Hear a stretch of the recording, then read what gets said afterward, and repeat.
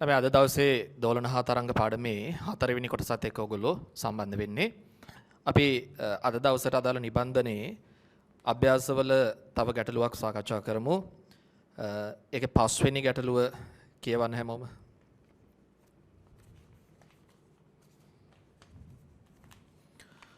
අභ්‍යාසවල 5 වෙනි ගැටලුව කියවන්න.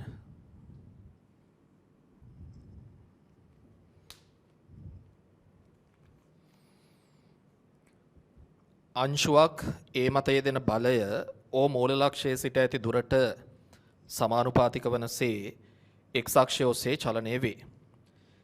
x සමානයි සෙන්ටිමීටර් 5 වන ස්ථානයේදී එය නිශ්චලතාවයේ සිට මුදා හරිනු ලැබේ. තපර දෙකකට පසු ඒ x සමානයි සෙන්ටිමීටර් 2.5 ස්ථානයට පැමිණේ. ඕනෑම t කාලයකදී අංශුවේ x දුර ලබා දෙන ප්‍රකාශනයක් ලියන්න. දැන් මේ ගානේ කියන හැටියට අංශුවක් ඒ මත යෙදෙන බලය ඕ මූල ලක්ෂයේ සිට ඇති දුරට සමානුපාතික වනසේ. ඒ කියන්නේ මේ ඛණ්ඩාංක අක්ෂ පද්ධතිය ගැන සඳහන් වෙන්නේ නේ. මූල ලක්ෂය ගැන එහෙම සඳහන් වෙනවනේ ගැටලුවේ.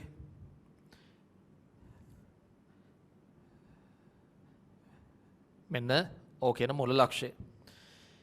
ඒතර අංශුවක් දැන් බලන්න මේ ගානේ ඔයගලන්ට පේනවා ඇති කිසිම තැනක මේ කියන අංශුව සරල අනුවර්තීය චලිතයක යෙදෙනවාය කියලා නැහැ.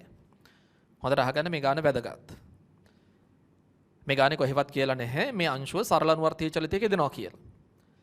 ළමයි දන්නවා සරල අනුවර්තීය චලිතයේ ලාක්ෂණික ගුණය තමයි මේ කම්පන කේන්ද්‍රය කියලා හඳුන්වන කිසියම් ස්ථානයක් නිශ්චිත ලක්ෂයක් දෙසට තියෙන ත්වරණය ඒ කම්පන කේන්ද්‍රයේ ඉඳලා ඇති කරලා තියෙන විස්ථාපනයට අනුලෝමව සමානුපාතික වීම. ළමයි දන්නා මේ වෙනකොට මේ විස්ථාපනයේ xද yද ඕන සංකේතයක් අපිට යොදා ගන්න පුළුවන්. එහෙම නැත්නම් ඔයගලන්ට මතක ඇති මේ ප්‍රතිඵලයේ පදනම් කරගෙන අපි අර f සමාන m ත් උදව් කරගෙන ඉගෙන ගත්තා. මේ කම්පන කේන්ද්‍රයේ දෙසට තියෙන ත්වරණය කම්පන කේන්ද්‍රයේ ඉඳලා තියෙන විස්ථාපනයට අනුලෝමව සමානුපාතික වුණා වගේම කම්පන කේන්ද්‍රයේ දෙසට තියෙන සංප්‍රයුක්ත බලය නැත්නම් බාහිර අසමතුලිත බලය ඒකත් කම්පන කේන්ද්‍රයේ ඉඳලා වස්තුව සිද්ධ කරලා තියෙන විස්ථාපනයට අනුලෝම සමානුපාතික වෙනවා. දැන් මේ ගැටලුවේ කියනවා අංශුවක් ඒ මත යෙදෙන බලය. සංප්‍රයුක්ත බලය කියලා නෑ නිකන් බලය කියලා තියෙන. හැබැයි ඔය ගානේ ළමයි වෙන බල ගැන සඳහන් කළා නැති නිසා ඔය කියන බලය සංප්‍රයුක්ත බලය විදිහට අපිට දකින්න පුළුවන්. ඒතර ගානේ කියනවා අංශුවක් ඒ මත තියෙන බලය ඕ මූල ලක්ෂයේ සිට ඇති දුරට සමානුපාතික වනසේ. අගෙන කිසියම් දුරකට සමානුපාතික වෙන විදිහට මෙයා චලනය වෙලා තියෙනවා. දැන් ඒගොල්ලෝ කියන්නේ මූල ලක්ෂයේ සිට ඇති දුරට සමානුපාතික වනසේ. ඒතර අපි දන්නවා සරල අනුවර්තීය චලිතයේ තියෙන ලාක්ෂණික ගුණය තමයි සංප්‍රයුක්ත බලය සමානුපාතික වෙන්න ඕනි කාටද? සංප්‍රයුක්ත බලය සමානුපාතික වෙන්න ඕනි කම්පන කේන්ද්‍රයේ ඉඳලා තියෙන විස්ථාපනයට. ඒතර ගාන කියනවා මේ ගානේ හැටියට සංප්‍රයුක්ත බලය සමානුපාතික වෙන්නේ ඕ මූල ලක්ෂයේ ඉඳලා තියෙන විස්ථාපනයට. එන මොකක්ද එකකින් අදහස් වෙන්නේ? මේ ගැටලුවේදී ළමයි මූල ලක්ෂය තමයි කම්පන කේන්ද්‍රය වෙලා තියෙන්නේ. ඒක ඉස්සෙල්ලා තේරුම් ගන්න මූල ලක්ෂය තමයි කම්පන කේන්ද්‍රය වෙලා තියෙන්නේ. හැබැයි පටල ගන්න එපා දැන් මේ જાතියේ හැම ගානකදීම ඒ කියන්නේ මේ ඛණ්ඩාංක අක්ෂ පද්ධතියට අනුබද්ධව ලබා දෙන හැම ගානකදීම ඔයගොල්ලෝ හිතන්න එපා මේ මූල ලක්ෂය තමයි කම්පන කේන්ද්‍රය වෙන්නේ කියලා. ඇයි මම මේ ගානේදී මූල ලක්ෂය කම්පන කේන්ද්‍රය කියලා තීරණය කළේ? ඒ තීරණය කරපු විදිහනේ වැදගත්. මේ ගානේ කියනවා අංශුවක් ඒ මත යෙදෙන බලය මූල ලක්ෂයේ ඉඳලා තියෙන දුරට මූල ලක්ෂයේ ඉඳලා මැනපු දුරට සමානුපාතිකව හැසිරෙනවා. ඒතර අපි දන්නවා සරල අනුවර්තීය චලිතයේදී සංප්‍රයුක්ත බලය සමානුපාතික වෙන්නේ කම්පන කේන්ද්‍රයේ ඉඳලා මනින දුරට. ඒතර ඒගොල්ලෝ කියනවා නම් මූල ලක්ෂයේ ඉඳලා තියෙන දුරට සමානුපාතිකව මේ වස්තුව හැසිරෙනවා කියලා. එන එකෙන් අදහස් වෙනවා මූල ලක්ෂය තමයි මෙයාගේ කම්පන කේන්ද්‍රය. මූල ලක්ෂය තමයි කම්පන කේන්ද්‍රය. මේ ගානේ හැටියට. සමහර ගණන් තියෙන්න පුළුවන් ළමයි දැන් x අක්ෂය ඔස්සේ හරි y අක්ෂය ඔස්සේ හරි වස්තුව සරල අනුවර්තීය චලිතයක යෙදෙනවා. හැබැයි කම්පන කේන්ද්‍රයේ තියෙන වෙන තැනක වෙන්න පුළුවන්. මූල ලක්ෂයම කම්පන කේන්ද්‍රය වෙන්න ඕනේ. ඒක හොඳට සිහිය තියාගන්න. අනිත් එක තමයි මේ જાතියේ ගැටලුවලදී සමහර ළමයි පටල ගන්න තැනක් තමයි මෙන්න මේ සරල අනුවර්තීය චලිතයේ ලාක්ෂණික ප්‍රතිඵල අපි ලියනකොට යොදා ගන්න x අකුරයි මේ ඛණ්ඩාංක අක්ෂ පද්ධතියේ තියෙන x ඛණ්ඩාංකයයි එකම කියලා හිතනවා. ඕකත් සරල අනුවර්තීය චලිතයේ ගණන් හදනකොට ඔයගොල්ලෝ පරිස්සම් වෙන්න ඕනි තැනක්. හොඳට මේ කියන දේවල් ඔලුවට ගන්න. මොකද්ද පටල ගන්න තැන? දැන් සරල අනුවර්තීය චලිතයට අදාළ ප්‍රතිඵල ලියනකොට අපි සාමාන්‍යයෙන් x අකුරක් පාවිච්චි කරනවනේ ළමයි. මේ x අකුර පාවිච්චි කරන්නේ කාව නිරූපණය කරන්නද? කාව නියෝජනය කරන්නද මේ x අකුර පාවිච්චි කරන්නේ? x ඛණ්ඩාංකයක් නියෝජනය කරන්න නෙමෙයිනේ. මේ x අකුර පාවිච්චි කරන්නේ කම්පන කේන්ද්‍රයේ ඉඳලා වස්තුව ඇති කරලා තියෙන විස්ථාපනය නියෝජනය කරන්න. එතකොට ළමයි කරගන්න පටලවා ගැනීම තමයි මේ ඛණ්ඩාංකාක්ෂ පද්ධතිය අනුසාරයෙන් සරල අනුවර්තීය චලිතයේ ගැටලුවක් දෙනකොට ළමයි හිතා ගන්නවා අර සරල අනුවර්තීය චලිතයට අදාළව අපි පාවිච්චි කරන x අකුර මේ ඛණ්ඩාංක තලයේ x ඛණ්ඩාංකයම වෙනවා කියලා. එහෙම වෙන්න ඕනේ. එහෙම වෙන්න ඕනේ. ඔය පටලවා ගැනීම කරන්න එපා. මොකද මේ නිබන්ධනය ඔයගලන්ට සමහර ගණන් තියෙනවා ඒ පටලවා ගැනීම කළොත් ඔයගලන්ට උත්තරයට යන්න බෑ. ඒ නිසා හොඳට පැහැදිලිව තේරුම් ගන්න සරල අනුවර්තීය චලිතයේ ප්‍රතිඵල ලියනකොට පාවිච්චි කරන x අකුර නියෝජනය කරන්නේ කම්පන කේන්ද්‍රයේ ඉඳලා වස්තුව සිද්ධ කරලා තියෙන විස්ථාපනය මිසක් x ඛණ්ඩාංකයක් නෙමෙයි. x ඛණ්ඩාංකය කියන වෙන දෙයක් නෙමෙයි. හැබැයි දැන් සමහර ගණන් වල අර සරල අනුවර්තීය චලිතයේ ප්‍රතිඵල ලියනකොට අපි පාවිච්චි කරන x අකුරයි x ඛණ්ඩාංකයයි සමාන වෙන්න පුළුවන්. දැන් මේ ගාන එක වෙනවා. ඇයි? ඇයි එහෙම වෙන්නේ? මේ ගානේදී කම්පන කේන්ද්‍රයේ මූල ලක්ෂය. ඒතර කම්පන කේන්ද්‍රයේ මූල ලක්ෂය නිසා x ඛණ්ඩාංකය කිව්වත් අර කම්පන කේන්ද්‍රයේ ඉඳලා මේ වස්තුව සිද්ධ කරලා තියෙන විස්ථාපනය කිව්වත් ළමයි දෙකම එකයිනේ. මොකද ඒක මේ ගානේ හැටියට කම්පන කේන්ද්‍රයේ මූල ලක්ෂය. ඒක නිසා මේ ගානේදී ළමයි තේරුම් ගන්න x ඛණ්ඩාංකය කිව්වත් අර අපි මේ කම්පන කේන්ද්‍රයේ ඉඳලා ඇති කරලා තියෙන විස්ථාපනය කියලා හඳුන්වන රාශිය කිව්වත් ඒ දෙකම එකයි. හැබැයි හැම ගැටලුවකදීම මෙන්න මේ අපි සාමාන්‍යයෙන් පාවිච්චි කරන x අකුර සහ ඛණ්ඩාංක තලයට අදාළ x ඛණ්ඩාංකය කියන දෙක සමාන වෙන්න අවශ්‍ය නැහැ. ඕක කල්පනාවෙන් පාවිච්චි කරන්න පටල ගන්න එපා. මේ ගානේදී මේ පාවිච්චි කරන x අකුර සහ x ඛණ්ඩාංකය සමාන වෙනවා. ඇයි එහෙම වෙන්නේ? මේ ගානේදී මූල ලක්ෂයම කම්පන කේන්ද්‍රයේ වෙච්ච නිසා. right. දැන් මම තව ගාන කියලා තියෙන බලන්න. අංශුවක් ඒ මත යෙදෙන බලය ඕ මූල ලක්ෂයේ සිට ඇති දුරට සමානුපාතික වනසේ x අක්ෂය ඔස්සේ චලනය වේ. එනම් පැහැදිලි මෙයාගේ කම්පන කේන්ද්‍රයේ මූල ලක්ෂය මෙයා සරල අනුවර්තීය චලිතයක යෙදෙනවානේ. මේ ලක්ෂණයට අනුකූලව හැසිරෙන නිසා. x සමානයි සෙන්ටිමීටර් 5 වන ස්ථානයේදී එය නිශ්චලතාවයේ සිට මුදා හරිනු ලැබේ. x සමානයි සෙන්ටිමීටර් 5 කියන ස්ථානයේදී x සමානයි සෙන්ටිමීටර් 5 කියන ස්ථානයේදී මෙයා නිශ්චලතාවයෙන් මුදා හරිනවා. ඒ කියන්නේ එතනදී තමයි ආගේ ප්‍රවේගය බිඳුව වෙලා තියෙන්නේ. x සමානයි සෙන්ටිමීටර් 5 අපි මේ වගේ තනක් කියලා හිතමු. x සමානයි සෙන්ටිමීටර් 5. ඔන්න මෙතනදී වස්තුවේ ප්‍රවේගය බිඳුවයි. මෙතනින් තමයි මෙයා ගමන පටන් ගන්නෙ. එතකොට t සමානයි බිඳුවේදී එයා x සමානයි 5 කියන පිහිටීමේ ඉන්නවා. එයාගේ ප්‍රවේගය බිඳුවයි. x සමානයි 5 වන ස්ථානයේදී නිශ්චලතාවයේ සිට මුදා හරිනු ලැබේ. තත්පර දෙකකට පසු එය x සමානයි 2.5 ස්ථානයට පැමිණේ. තත්පර දෙකකට පස්සේ දැන් මෙතනින් එයා ගමන පටන් ගත්තා. තත්පර දෙකකට පස්සේ මෙයා එනවලු ළමයි x සමානයි සෙන්ටිමීටර් 2.5 කියන පිහිටීමට. x සමානයි සෙන්ටිමීටර් 2.5 කියන පිහිටීමට එනවා තත්පර දෙකකට පස්සේ. තත්පර දෙකකට පස්සේ. මොකද අපි අහන්නේ? ඕනෑම පළවෙනි කොටස ඕනෑම t කාලයකදී අංශුවේ x දුර ලබා දෙන ප්‍රකාශනයක් ලියන්න. දැන් මෙයා මේ සරල අනුවර්තීය චලිතයක යෙදෙනවා කියන එක පැහැදිලිනේ නේ. කම්පන කේන්ද්‍රය තමයි මූල ලක්ෂය වෙන්නේ. ඒතර x අක්ෂය ඔස්සේ මෙයා සරල අනුවර්තීය චලිතයක යෙදෙනවා. ඒතර අපෙන් අහනවා ඕනම සාධාරණ මොහොතකදී හිතන්නකෝ t සමානයි t කියන මොහොතේ t සමානයි t කියන මොහොතේ එයාගේ විස්ථාපනය x දුර දැන් මේ ගානේදී x දුර කියලා කියන්නේ එයාගේ ඒ කම්පන කේන්ද්‍රයේ ඉඳලා ඇති කරලා තියෙන විස්ථාපනයනේ. ඒ x දුර ලබා දෙන ප්‍රකාශනයක්. දැන් හිතන්න මේ වගේ තැනක ඉන්නකොට කම්පන කේන්ද්‍රයේ ඉඳලා එයා සිද්ධ කරලා තියෙන විස්ථාපනය x කියලා. x කියලා හිතන්න මේ ප්‍රමාණය. එතකොට මේ වෙලාවේ කාලය t සමානයි t කියලා ගමු අපි. කාලය t වන මොහොතේ. මෙන්න මේ සාධාරණ මොහොතේ ඔන්න ඔය x කියන දුර දැක්වෙන ප්‍රකාශනයක් ලියන්න. එතකොට ළමයි තේරුම් ගන්න මේ ගානේ පළවෙනි කොටසේ මොකක්ද අපෙන් අහන්නේ? සරල අනුවර්තීය චලිතයේ යෙදෙන කෙනෙක්ගේ කාලයයි විස්ථාපනයයි සම්බන්ධ වෙන සමීකරණයක් අපෙන් අහන්නේ. මේ ගාන හරි වැදගත්. අමාරු එකක් නෙමෙයි. ඉතින් මේ જાතිය ගණන් හදන්න ඕගොල්ලෝ පුරුදු විය යුතුයි. ඒතර අපෙන් අහලා තියෙන්නේ සරල අනුවර්තීය චලිතයේ යෙදෙන කෙනෙක්ගේ කාලය සහ විස්ථාපනය සම්බන්ධ කරන සමීකරණයක්. දැන් අපි අර ඉගෙනගත්ත තියරි කොටස් අද ඉගෙනගත්ත තියරි කොටස් මතක් කරගන්න. ළමයි සරල අනුවර්තයේ චලිත යෙදෙන කෙනෙක්ගේ කාලයත් එක්ක විස්ථාපනය එක්ක සයිනාකාරයි එක්ක කෝසයිනාකාරයි කියලා අද අපි ඉගෙන ගත්තා. මොකද සමීකරණේ x සමානයි a ඕනනම් r කියන සංකේතය පාවිච්චි කරන්න. x සමානයි a cos omega t නේ. එහෙම නැත්නම් y සමානයි a sin omega t. එතකොට මේක මේ x සමානයි කියලාද ලියන්නේ y සමානයි කියලාද ලියන්නේ ඒව වැදගත් වෙන්නේ නැහැ. මං කියලා දුන්න ළමයින්ට දැන් සරල අනුවර්තයේ චලිත යෙදෙන කෙනෙක්ගේ කාලයත් එක්ක විස්ථාපනය සයිනාකාරද කෝසයිනාකාරද කියන එක තීරණය කරන්නේ කොහොමද කියලා අපි ඉගෙන ගත්තේ කලින් ගානකදීනේ. මේක සයිනාකාරද කෝසයිනාකාරද කියලා තීරණය කරන්නේ එයා x අක්ෂය ඔස්සේ යනවද y අක්ෂය ඔස්සේ යනවද කියන එක නෙමෙයි. ඒක නෙමෙයි. එතකොට සමීකරණය cos ද sin ද කියන එක තීරණය කරන්නේ t සමානයි බිඳුවේදී මෙයා කොහෙද හිටියේ? t සමානයි බිඳුවේදී මෙයා කොහෙද හිටියේ? ළමයි මේ ගානේ පැහැදිලිවම t සමානයි බිඳුවේදී මෙයා ඉඳලා තියෙන ගමන්පතේ කෙලවරකනේ. t සමානයි බිඳුවේදී එයා ගමන්පතේ කෙලවරක ඉඳලා තියෙන්නේ. තව දෙයක්.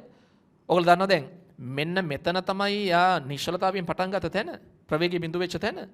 ඒතර කම්පන කේන්ද්‍රයේ ඉඳලා ප්‍රවේගය බිඳුව වෙච්ච තැනට තියෙන දුර කියලා කියන්නේ ළමයි විස්තාරයනේ. එහෙනම් මේ ගැටලුවේදී විස්තාරය සෙන්ටිමීටර් 5යි කියන කාරණයක් මේ වෙනකොට එහෙනම් අපි දන්නවා. මෙයාගේ විස්තාරය සෙන්ටිමීටර් 5යි මේ ටික. ඉතින් එතකොට තේරුම් ගන්න එහෙමනම් මේ ගානේ t සමානයි බිඳුවේදී වස්තුව ඉඳලා තියෙන්නේ එයාගේ ගමන් පතේ කෙලවරක.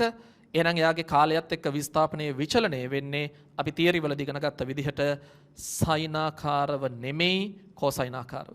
සයිනාකාරව එයාගේ කාලයත් එක්ක විස්ථාපනයේ විචලනය වෙන්නේ t සමානයි බිඳුවේදී එයා කොහේ හිටියානන්ද? කම්පන කේන්ද්‍රයේදී. ඉතින් ඔන්න ඔය කාරණේ අමතක කරන්න එපා. ඔක හරි වැදගත්. ඒක දැනන් තියෙන්න ඕනි සිද්ධාන්තයක්.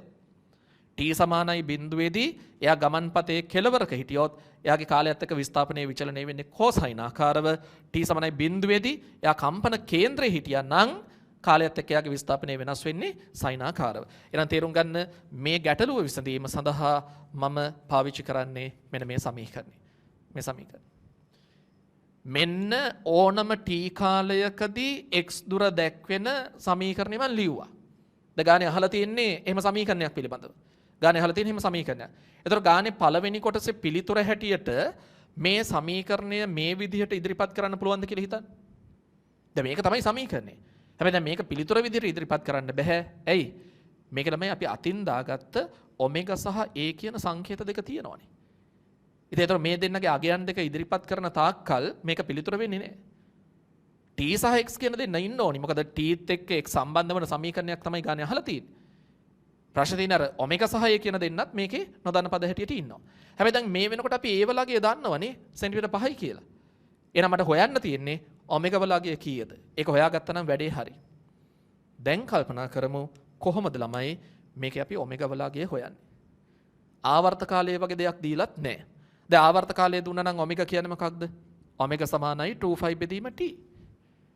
එතනින් මට ඔමෙගාගේ අගය ලබා ගන්න පුළුවන් ආවර්ත කාලය දීලා තිබුණා නම්. නැත්නම් සංඛ්‍යාතයේ වගේ තොරතුරක් දීලා තිබුණා නම් ඔමෙගා සමානයි 2πf වලට ගිහිල්ලා මට ඔමෙගාව හොයාගන්න තිබුණානේ නේ. හැබැයි එකක්වත් ගානේ දීලා නැහැ.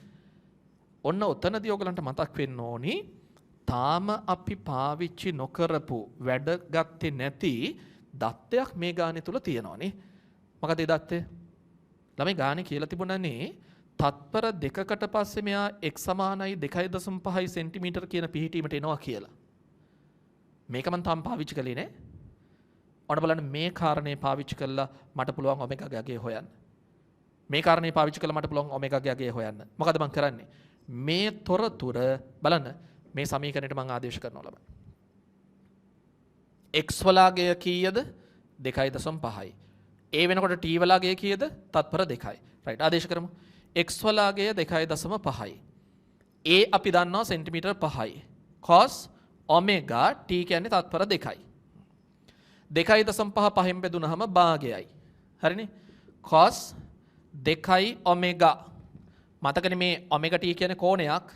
එහෙනම් මේ 2 ඔමෙගා කියන්නේ කෝණයක්. ඒ කෝණේ cos අගයේ භාගයයි. ළමයි කෝණයක cos අගයේ භාගයයි. එහෙනම් කෝණය කීයද? අංශක 60යි.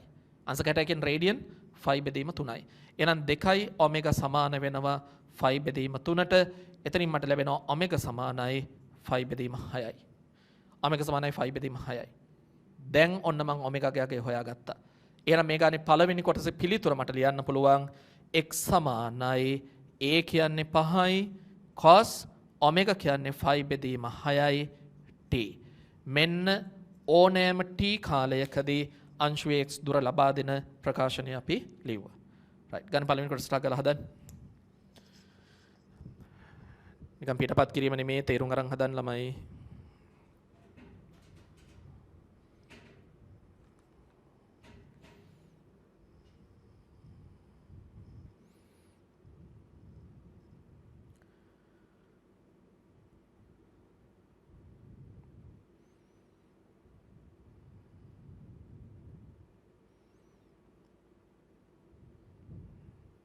බලන්න ගානේ පළවෙනි කොටස මොකක්ද අහලා තිබුණේ? ඕනෑම t කාලයකදී අංශුවේ x දුර ලබා දෙන ප්‍රකාශනයක් ලියන්නනේ.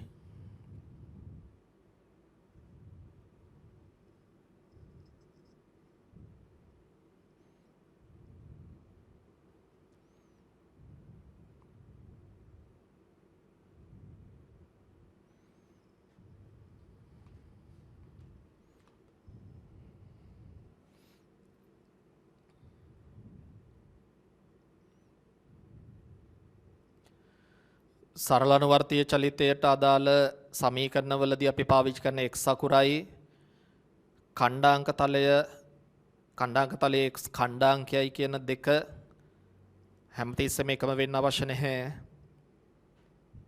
ඒවා අමතක වෙයි කියලා හිතනවා නම් තමන්ගේ වචන වලින් සටහන් කරගන්න.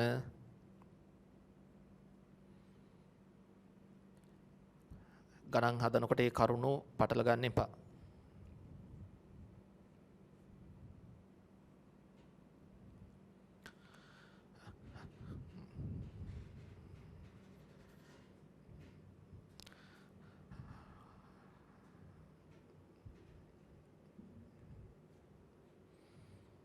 හරිද? x සමානයි 5යි cos 5 බෙදීම 6 වාරයක් t. මොකද බලන්න ගානේ දෙවෙනි කොටස x සමානයි බිඳුවේදී ප්‍රවේගය. එනම උපරිම ප්‍රවේගය.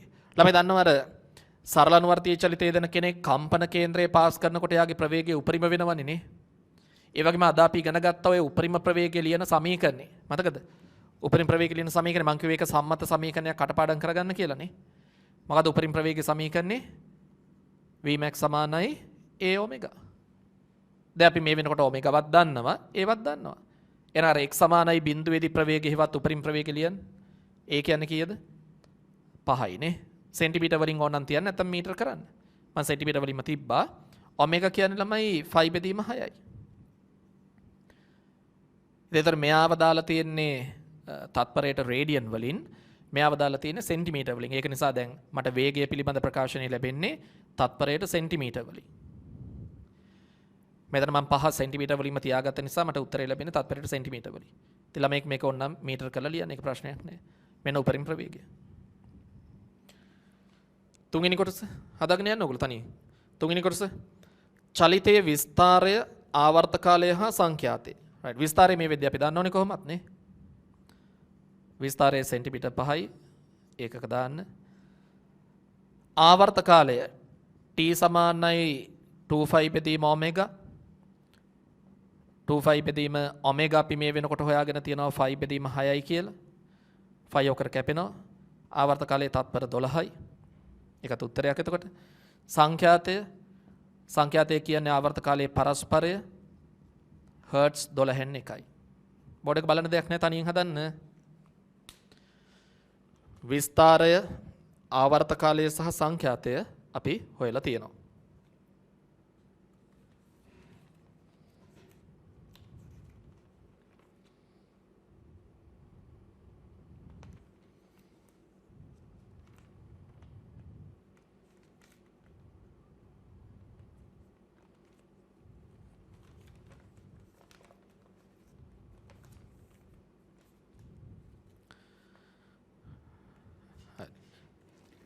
එමන ළමයි අපි සරල අනුවර්තීය චලිතයේ සිද්ධාන්තවල ඊළඟ මාතෘකාවට එමු.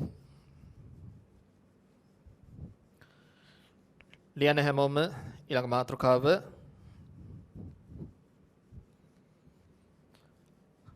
කම්පන කලාව.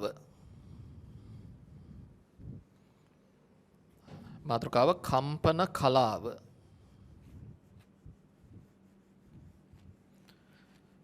වරහන් ඇතුළේ ලියන්න කලා කෝණය. ඒකම තමයි කලා කෝණය කියලා කියන්නේ.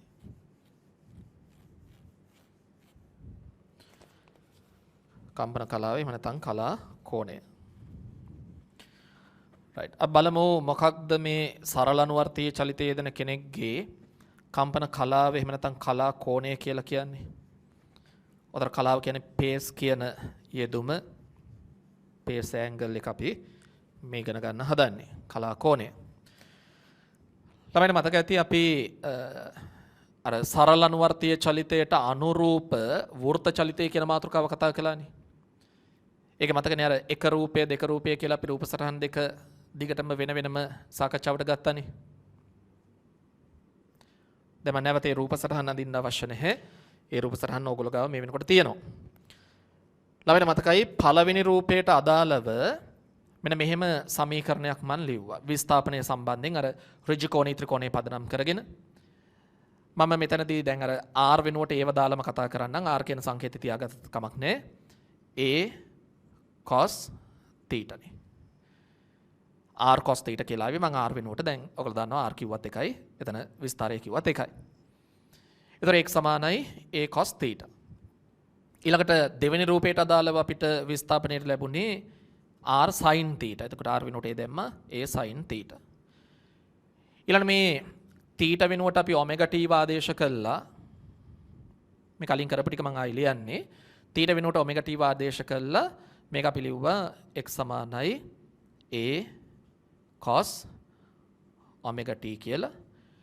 ඊළඟ මේ විස්ථාපනය පිළිබඳ සමීකරණය පදනම් කරගෙන මම කිව්වා ප්‍රවේගය පිළිබඳ සමීකරණයක් අපිට ලියන්න පුළුවන්. හැබැයි විස්ථාපනයෙන් ප්‍රවේගය ලබා ගන්න එක ගණිතමය වැඩක්. ඒ ගණිතමය පියවරවත් මේ සමීකරණ කටපාඩමින් මතක තිබීමවත් අවශ්‍ය නැහැ කියලා කිව්වා. එතකොට මේකෙන් ප්‍රවේගය පිළිබඳ සමීකරණය අපිට ආවේ ළමයින්ට මතක ඇති a omega sin omega t a omega sin omega t මේ ආකාරයට. ඊළඟට මේ ප්‍රවේගය පිළිබඳ සමීකරණයෙන් මම කිව්වා අපිට නැවත ත්වරණය ලබා ගන්න පුළුවන් නේ.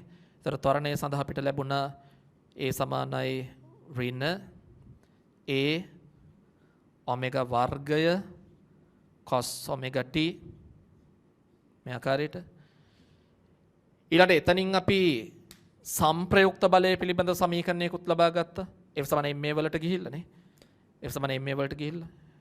ඒතර f සමානයි ඍණ m a omega වර්ගයේ cos omega t මේකයි සම්ප්‍රයුක්ත බලය සඳහා අපිට ලැබිච්ච සමීකරණය උනේ. මෙතනත් ඒ විදිහමනේ නේ. omega සමානයි නැත්නම් theta සමානයි omega t කියන ප්‍රතිඵලය මගින් අපි මේක ලිව්වා a sin omega t කියලා.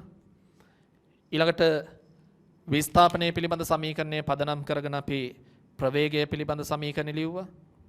v සමානයි a omega cos omega t කියලා. ඒකෙන් ත්වරණය පිළිබඳ සමීකරණයට ආවා ඍණ a omega වර්ගය sin omega t.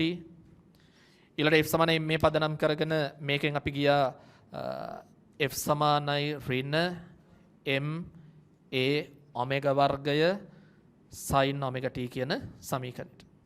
අවධානයෙන් අහගන්න.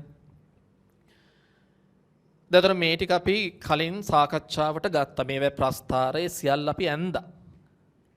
ඒ ප්‍රස්ථාරවල කෝකද sin කෝකද cos එහෙම මතක තියාගන්න ඕනේ නැහැ කියලා මම කිව්වා. ඉතින් මේ ටික අපි කලින් සාකච්ඡා කළා. right. දැන් බලන්න මේ අලුතෙන් අපි ඉගෙන ගන්න හදන ප්‍රතිඵලය මොකක්ද? මොකද මේ සරල අනුවර්තී චලිතය දෙන කෙනෙක්ගේ කම්පන කලාව කියලා කියන්නේ. ළමයි දන්නවා මේ omega t කියලා කියන්නේ අර theta කියන කෝණයනේ නේ. එතන මේ ඉන්නේ theta. මෙතනත් omega t කියලා කියන්නේ මේ theta. මෙතනත් omega t කියන්නේ මේ theta. මෙතනත් omega t කියලා කියන්නේ theta. මේ theta කියන කෝණය. මෙතනත් theta. දැන් හොඳට බලන්න මේ තියෙන්නේ සරල අනුවර්තීය චලිතයේ යෙදෙන කෙනෙක්ගේ විස්ථාපනය පිළිබඳ සමීකරණයක්. ඒකේ තීටා ඉන්නවා. මේ තියෙන්නේ සරල අනුවර්තී චලිතය යෙදෙන කෙනෙක්ගේ ප්‍රවේගය පිළිබඳ සමීකරණයක්. ළමයි ඒකේ තීටා ඉන්නවා. මේ සරල අනුවර්තී චලිතය යෙදෙන කෙනෙක්ගේ ත්වරණය පිළිබඳ සමීකරණයක්. ඒකේ තීටා ඉන්නවා. මේ සරල අනුවර්තී චලිතය යෙදෙන කෙනෙක්ගේ සංප්‍රයුක්ත බලය පිළිබඳ සමීකරණයක්. ඒකේ තීටා ඉන්නවා. මොකද අපිට පේන්නේ? සරල අනුවර්තී චලිතය යෙදෙන කෙනෙක්ගේ විස්ථාපනය, ප්‍රවේගය, ත්වරණය, සංප්‍රයුක්ත බලය. ළමයි මේ රාශි හතරම තීටා කියන කෝණයත් එක්ක බද්ධ වෙලා තියෙනවා. මෙතනත් තත්වයේ එකම බව තේරුම් ගන්න. එහෙමනම් ඔයගලන්ට පේනවා ඇති මේ තීටා කියන කෝණය සුවිශේෂී. එයා සුවිශේෂී වෙන්නේ සරල අනුවර්තයේ චලිතය යෙදෙන කෙනෙක්ගේ සියලුම රාශි විස්ථාපනය, ප්‍රවේගය, ත්වරණය, සංප්‍රයුක්ත බලය මේ හැම එකක්ම මේ තීටා කියන කෝණයත් එක්ක බද්ධ වෙලා තියෙනවා. තීටා කියන කෝණයත් එක්ක බද්ධ වෙලා තියෙනවා. මතකනේ ඔය තීටා කියන කෝණය කවුද කියලානේ? ඔය තීටා කියලා කියන්නේ අර සරල අනුවර්තයේ චලිතයට අනුරූප වෘත්ත චලිතයේ යෙදෙන කෙනා කැරකිලා තියෙන කෝණය. මේ රූප සටහන මතකනේ. සරල අනුවර්තයේ චලිතයට අනුරූප වෘත්ත චලිතයේ යෙදෙන P කියන කෙනා මොනම ආයි රූපයට ගියා. එයා කැරකිලා තියෙන කෝණය. T කියන කාලය වෙනකොට සරල අනුවර්තී චලිතයට අදාළව වෘත්ත චලිතයේ යෙදෙන කෙනා කැරකිලා තියෙන කෝණය තමයි තීටා කියන්නේ. මේ පළවෙනි රූපේ විතරයි මං ඇන්දේ. දෙවෙනි රූපෙත් ඔයගොල්ලෝ දන්නවනේ නේ. ඉතින් එතකොට එවනම් මේ තීටා කියන කෝණයට අපිට පේනවා සුවිශේෂී වැදගත්කමක් හිමි වෙනවා. ඇයි එහෙම හිමි වෙන්නේ? සරල අනුවර්තයේ චලිතයේ යෙදෙන වස්තුවක විස්ථාපනය, ප්‍රවේගය, ත්වරණය, සංප්‍රයුක්ත බලය කියන සියලුම දේවල් මේ තීටා කියන කෝණයත් එක්ක සම්බන්ධයි. ළමයි මෙන්න මේ සුවිශේෂී වැදගත්කමක් සහිත කෝණය තමයි අපි කියන්නේ කම්පන කලාව කියලා. සරල අනුවර්තීය චලිතයේ දෙන වස්තුවේ කම්පන කලාව කියන්නේ කවුද කියලා හඳුනගන්න. කම්පන කලාව කියන්නේ කෝණයක්. ඒකයි අපි අර මාතෘකාවේ කලා කෝණය කියලා කියන්නේ. අදක මේක තල කෝණයක්, ඝන කෝණයක් නෙමෙයි. ඔයාලා දන්නවා තල කෝණය මනින්නේ SI එකකේ රේඩියන්. ඒකට මාන එහෙම නැහනේ. එසා කම්පන කලාව රේඩියන් වලින් මනින්නේ. යාට මාන නැහැ කියන එක තේරුම් ගන්න. රයිට්. දැන් එතකොට මාතෘකාව උනේ කම්පන කලාව එහෙම නැත්නම් කලා කෝණය. මේ විදිහට අර කලින් කලා වගේ පිටුව දෙකට බෙදලා එක රූපය කියලා මේ සමීකරණ සෙට් එක ලියන්න. මේ සියල්ල අපි කලින් කතා කරපුවා. දෙක රූපය කියලා මේ සමීකරණ සෙට් එක ලියන්න. රයිට්. එඩිට් කරන්න ඉස්සෙල්ලා.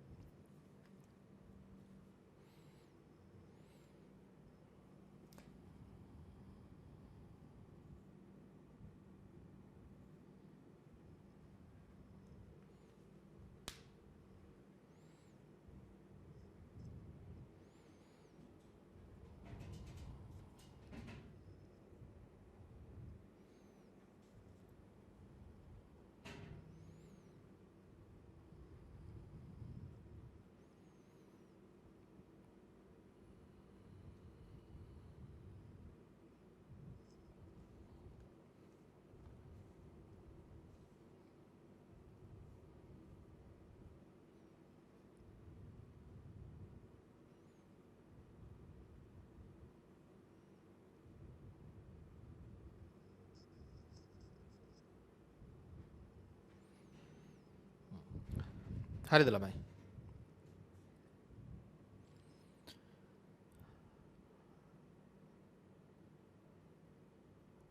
හරි. අපි ලියමු මෙතන මේ විදිහට සටහන.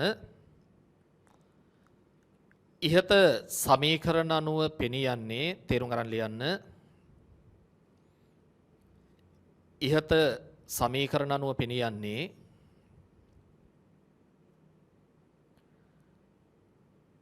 සරල අනුවර්තීය චලිතයේ යෙදෙන වස්තුවක ඉහත සමීකරණ අනුව පෙනී යන්නේ සරල අනුවර්තීය චලිතයේ යෙදෙන වස්තුවක විස්ථාපනය කමදදලියන විස්ථාපනය ප්‍රවේගය ත්වරණය හා සංප්‍රයුක්ත බලය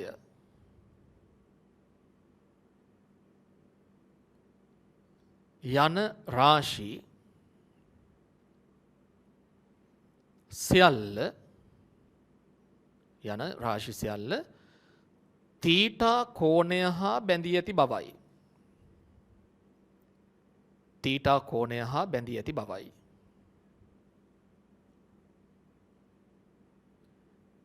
මෙහි තීටා යනු තේරුම් ගන්න ලියන්නමයි.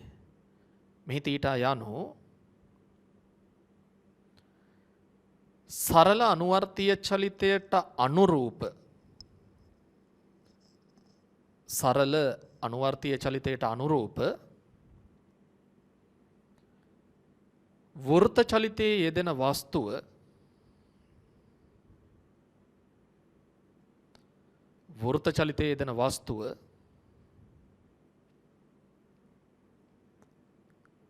සිම්පල් t කාලය තුල සිදු කළ සිම්පල් t කාලය තුල සිදු කළ කෝණික විස්ථාපනයයි. හරිද බලන්න තියෙන දේ කෝණික විස්ථාපනයයි.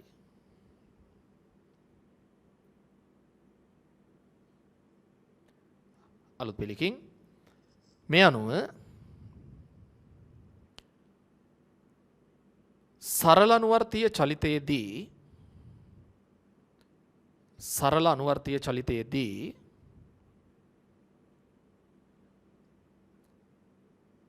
ඉහත තීටා කෝණයට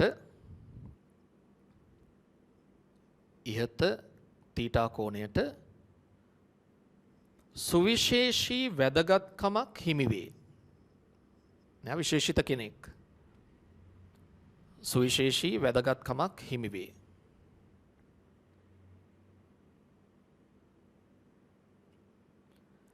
සරල අනුවර්තීය චලිතයේ දෙන වස්තුවක ආචා කෙල්ලියන සරල අනුවර්තීය චලිතයේ දෙන වස්තුවක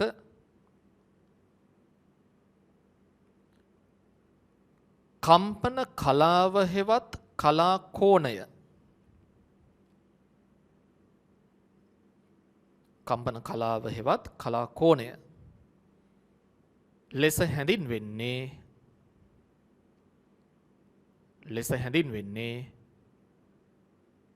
මෙම තීටා කෝණයයි.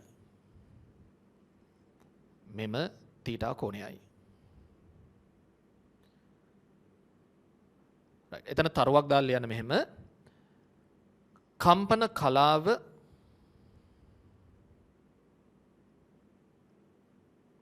තල කෝණයක් බැවින්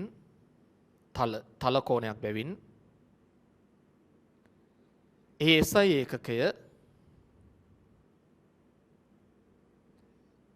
ඒකකය රේඩියන වේ. ඊට මාන නොමැත. කෝණයට මාන නැහැ කියනක ඔයගොල්ලෝ දන්නවා. ඊට මාන නොමැත. හරි.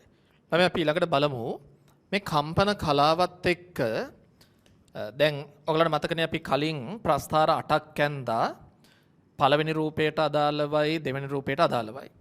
දැන් පළවෙනි රූපයට අදාළව කාලයත් එක්ක විස්ථාපනය, ප්‍රවේගය, ත්වරණය, සංප්‍රයුක්ත බලය. එතන ප්‍රස්ථාර 4ක් අපි ඇන්දා. ඒ වගේම දෙවෙනි රූපයට අදාළවත් කාලයත් එක්ක විස්ථාපනය, ප්‍රවේගය, ත්වරණය, සංප්‍රයුක්ත බලය. එතන ප්‍රස්ථාර 4ක් ඇන්දා.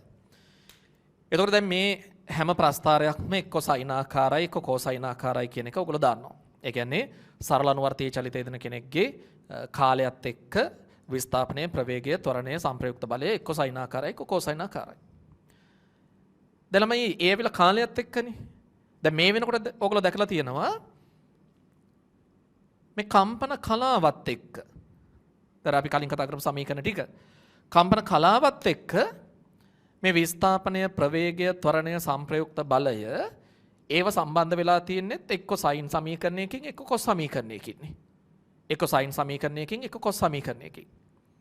ඉතින් ඒක නිසා තේරුම් ගන්න මෙතනදීත් සරල අනුවර්තීය චලිතය දෙන කෙනෙක්ගේ කම්පන කලාවත් එක්ක විස්ථාපනය, ප්‍රවේගය, ත්වරණය, සංප්‍රයුක්ත බලය ඒව එක්ක සයිනාකාරයි එක්ක කෝසයිනාකාරයි. අර කලින් ප්‍රස්ථාර 8ේදී මං කිව්වනේ කෝකද සයිනාකාරව විචලනය වෙන්නේ, සාමාන්‍ය සයින් වක්‍රයද පැත්ත මාරු වෙලා දෙන්නේ එහෙම නැත්නම් කෝකද කෝසයිනාකාරව විචලනය වෙන්නේ සාමාන්‍ය කොස් වක්‍රයේද පැත්ත මාරු වෙනවද ඒව මතක තියාගන්න ඕනේ නැහැ කියලා කිව්වනේ. අර සයිනාකාරයි හෝ කෝසයිනාකාරයි කියන අදහස විතරයි විභාගෙදි වැදගත් වෙන්නේ. ඒතර මෙතනත් ඒ වගේ තමයි ළමයි කෝකද සයිනාකාර කෝකද කෝසයිනාකාර එහෙම මතක තියාගන්න අවශ්‍ය නැහැ. එතකොට මතක තියාගත යුතු කාරණේ තමයි ඒක අපි පස්සේ ලියමු. සරලනුවර්තී චලිතය යෙදෙන කෙනෙක්ගේ කම්පන කලාවත් එක්ක විස්ථාපනය ප්‍රවේගය ත්වරණය සංප්‍රයුක්ත බලය මේ රාශීන් හැසිරෙන්නේ එක්ක සයිනාකාරව එක්ක කෝසයිනාකාරව. හැබැයි උතන අපි විස්ථාපනය විතරක් මේ කම්පන කලාවත් එක්ක විචලනය වෙන ආකාරය ප්‍රස්ථාර අඳින්න බලාපොරොත්තු වෙනවා. ඉතින් ඔයගොල්ලෝ තේරුම් ගන්න අර කලින් ප්‍රස්ථාර 8 වගේම මෙතනත් අපිට ප්‍රස්ථාර 8ක් අඳින්න පුළුවන්. ඉතින් අපි ඒක එක වතාවක් කරලානේ තියෙන්නේ. ඒක නිසා අපි විස්ථාපනය විතරක් කම්පන කලාව එක්ක වෙනස් වෙන්නේ කොහොමද කියන එක ප්‍රස්ථාරගත කරමු. අනිත් ඒවත් ඕනනම් ප්‍රස්ථාර අඳින්න ඔයගලන්ට මේ වෙනකොට දැනුම තියනවා කියන එක තේරුම් ගන්න. right. අපි බලමු කම්පන කලාවත් එක්ක විස්ථාපනය විචලනය වන ආකාරය. මම දිගටම අර එකම ක්‍රමයට යන්නේ පළවෙනි රූපය ඉස්සලා අහගන්න මම ලියන ආකාරය කියන්නම්. පළවෙනි රූපයේදී මතකනේ x සමානයි r හරි a හරි cos θ. එතකොට කලාවත් එක්ක මේ විස්ථාපනයේ විචලනය වෙන්නේ ළමයි දන්නවා කොසයිනාකාර විදිහට. කොසයිනාකාර විදිහට. එතකොට cos වක්‍රයක් එන්නේ නේ. දැන් මේව ගැන පොඩි හුරුවක් ඔයගලන්ට තියෙනවා. cos වක්‍රයක් එන්නේ. කලින් අපි මේසෙන්ට ගත්තේ කාලයනේ. ඔන්න දැන් ඒ වෙනකොට කෝණය. කෝණයත් එක්ක විස්ථාපනය. cos වක්‍රයක් එන්නේ.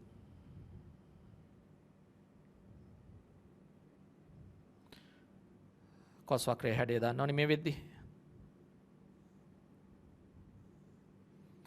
මේක තමයි රිපීට් වෙන්නේ නේ.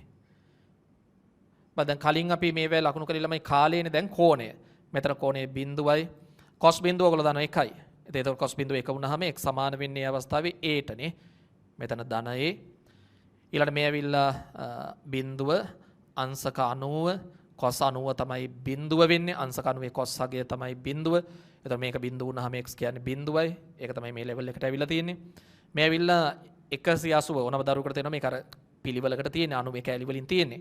බිඳුව 90 ඊළඟට 180. මෙතන 100 මේ 90 3ක් 270. මෙතන 90 4ක් 360. කලින් අපි කාලයත් එක්ක ප්‍රස්ථාරය අඳිනකොට මෙතෙන් එනකොට එක ආවර්ත කාලයක්නේ සම්පූර්ණ උනේ. දැන් මේ කලාවත් එක්ක අඳින්නේ. බිඳුව 90 180 270 360. අංශක 180 ළමයින්ට මතක ඇති cos අගය ඍණ 1යි කියලා අපි ඉගෙනගෙන තියෙනවා. ඒතර x සමාන වෙන්නේ ඍණ 8. ඒක තමයි මේ ලෙවල් එක. right. මෙන්න සරලනුවර්තී චලිතය දෙන කෙනෙක්ගේ කම්පන කලාවත් එක්ක විස්ථාපනය විචලනය වන ප්‍රස්ථාරයක් මම ඇඳා.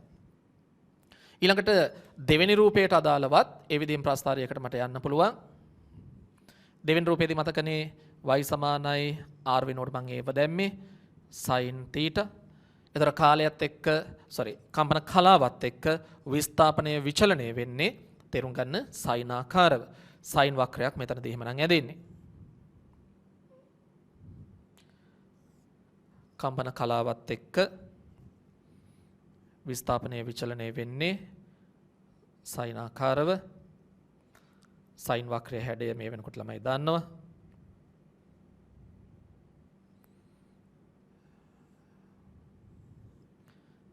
මේක තමයි රිපීට් වෙන්නේ. ඉස්සලා වගේම මෙතන බිඳුව අංශක බිඳුවේ sin අගය බිඳුවයි. එතකොට y කියන එක බිඳුවෙන් පටන් ගන්නෙ. මෙතන අංශක 90.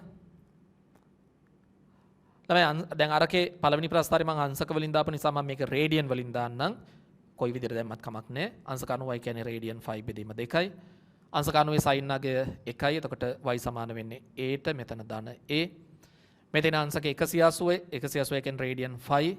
අංශක 180 sin අගය බිඳුවයි. y සමාන වෙනවා එතකොට බිඳුවට. ඊළඟට මේ තියෙන්නේ අංශක 270 නැත්නම් 90 3ක් 5 බෙදීම 2 3ක්. ඒ කියන්නේ 3යි 5 බෙදීම 2යි රේඩියන් වලින්. අංශක 270 sin අගය අපි ඉගෙනගෙන තියෙනවා ඍණ 1යි කියලා. එහෙනම් y සමාන වෙන්නේ එතකොට ඍණ a ට මෙතන. ඊට පස්සේ මෙතන අංශක 360 අංශක 360 කියන්නේ රේඩියන් වලින් 2.5 අංශක 360 සයින් නගින නැවත බිඳුවයි. එනෝ මෙන්න කම්පන කලාවත් එක්ක විස්ථාපනයේ විචලනය වන ආකාරය මං ප්‍රසාරගත කරලා තියෙනවා. එතකොට පළවෙනි රූපයේ හැටියට එතන කෝසයින් ආකාර විචලනයක් තියෙන්නේ. දෙවෙනි රූපයේ හැටියට එතන සයින් ආකාර විචලනයක් තියෙන්නේ. ළමයි මේක අඳින්න කලින් අපිට ඉදිරියට තරංග කොටසේ වැඩ කරගෙන යනකොට හරිම වැදගත් වෙන සිද්ධාන්තයක් මේ ප්‍රස්ථාර තුල සැඟවිලා තියෙනවා. පොඩම ඒ කාරණයක් ඉස්මතු කළා ඊට පස්සේ අපි එකපාර අඳිමු. මෙන්න මේකයි කාරණය. හොඳට අහගන්න මේක වැදගත්. ළමයි මේ පළවෙනි රූපයට අදාළ ප්‍රස්ථාරය දිහා බලන්නකෝ. කලාවත් එක්ක විස්ථාපනය. දැන් කීයද මෙතනදී කලාව මේ අංශක බිඳුවයි. එතකොට මේ සරල අනුවර්තීය චලිතයේ යෙදෙන කෙනෙක්ටනේ මේ ප්‍රස්ථාරය ඇඳලා තියෙන්නේ. කලාව බිඳුව වෙනකොට බලන්න යාගේ විස්ථාපනය කීයද? A. ඒ කියන්නේ විස්ථාපනයේ විස්තාරයට සමානයි. දැන් පොඩ්ඩක් මතක් කරගන්න එහෙනම් කොහෙද මේ වෙලාවේ ඔය සරල අනුවර්තීය චලිතයේ යෙදෙන කෙනා ඉන්නේ? කම්පන කේන්ද්‍රයේද කෙලවරකද කොහෙද ඉන්නේ නේ? කලාව බිඳුව වෙන මොහොතේ එයා ඉඳලා තියෙන්නේ කෙලවරේ. ඒ විස්තරයට සමානයි විස්ථාපනය කියන්නේ කෙලවරේ එයා ඉඳලා තියෙන්නේ. දැන් ඒතකොට මේ ප්‍රස්ථාරයට හිමිකම් කියන සරල අනුවර්තීය චලිතයේ දෙන වස්තුව එයාගේ ගමන් පතය මම නිකන් මේ විදිහට නිරූපණය කළා කියලා හිතන්න. ඕකේ x අක්ෂයේද y අක්ෂයේද කියන එක වැදගත් නෑ. ඔයගලන්ට මතක ඇතිනේ. x අක්ෂය ඔස්සේද y අක්ෂය ඔස්සේද යන්නේ කියන එක අනුව නෙමෙයිනේ මේ සමීකරණ සකස් වෙන්නේ නේ. මර මේ විදිහට ඇඳා.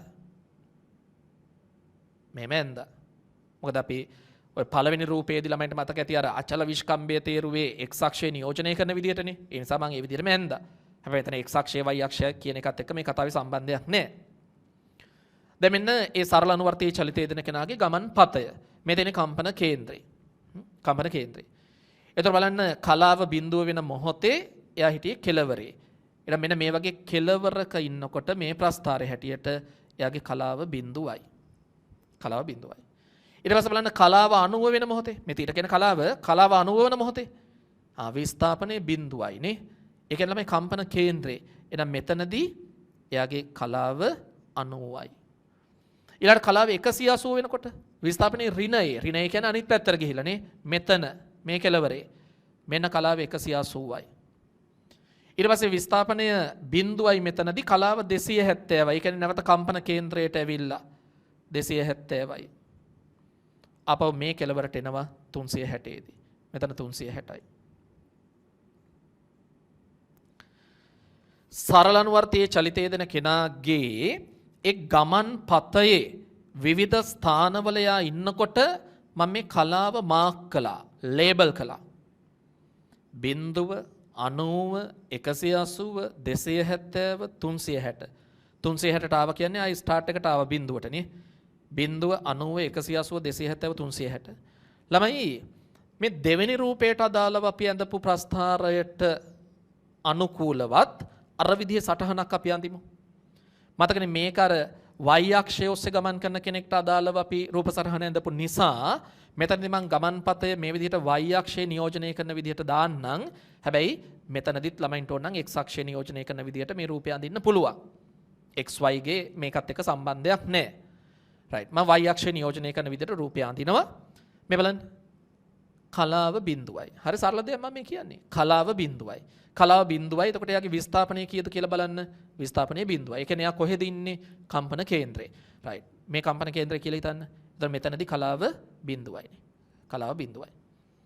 ඊළඟ බලන්න කලාව 90යි. රේඩියන් 5 බෙදීම 2යි කියන්නේ 90යි. එතකොට කලාව 90 වෙනකොට එයාගේ විස්ථාපනය විස්තාරයට සමානයි. ඒ කියන්නේ කෙලවරට ගිහිල්ලා. මෙතන අංශක 90යි. කලාව 5 වෙනකොට ඒ කියන්නේ අංශක 180ක් වෙනකොට ආයි විස්ථාපනයේ බිඳුවට ආවා. ඒක ළමයි නැවත යා කම්පන කේන්ද්‍රයට ආවනේ 180යි. ඊළඟට මේ තියෙන අංශක 270 දී විස්ථාපනයේ ඍණයේ කියන්නේ විරුද්ධ පැත්තට ගියා. මෙතන 270යි. 270යි. ඊළඟට 2.5 කියන්නේ රේඩියන් වලින් අංශක 360. එතකොට මෙතෙන්ට එනකොට කලාව 360යි. ඒ කොතනද? කම්පන කේන්ද්‍රයේ විස්ථාපනයේ බිඳුවයි මෙතන 360. 360. දැන් බලන්න මේ ප්‍රස්ථාරයේ හැටියට අර සරලනුවතේ චලිතය දෙන කෙනාගේ ගමන්පතේ විවිධ ස්ථානවලදී කලාව මම මාක් කරලා තියෙනවා. බිඳුව කම්පන කේන්ද්‍රය. බිඳුව 90 180 270 360. මෙතනදී බිඳුව 90 180 270 360. ළමයි මේ තරංග කොටස ඉස්සරහට යනකොට යම් යම් තැන්වල පැහැදිලි කිරීම කරගන්න ගියාම මෙන්න මේ සටහන් දෙකෙන් එකක් ඔයගලන්ට මතක තියාගන්න වෙනවා. මතක තියාගත යුත්තේ ඔයගලම හිතන්නකෝ මේ දෙකෙන් වඩා ජනප්‍රිය මොකක්ද කියලා. සාමාන්‍යයෙන් වඩා ජනප්‍රිය කෝසයිනාකාර විචලන නෙමෙයි. වඩා ජනප්‍රිය ළමයි සයිනාකාර විචලන. ඒ නිසා ඔයගොල්ලෝ මතක තියාගත යුත්තේ මෙන්න මේ සටහනයි. මේක හරිම වැදගත් කාරණයක්. මේකේ වැදගත්කම ඔයගලන්ට තේරෙන්නේ තව ඉස්සරහට තරංග කොටසේ අපි විෂය කරුණු සාකච්ඡා කරද්දී. මෙතන මතක තියාගත යුතු කාරණේ මේක. ඔලුවට දාගන්න. සරල අනුවර්තීය චලිතයක යෙදෙන වස්තුවක සාමාන්‍යයෙන් x ද y ද කියන එක අමතක කරන්න. සරල අනුවර්තීය චලිතයේ යෙදෙන වස්තුවක් පොදුවේ.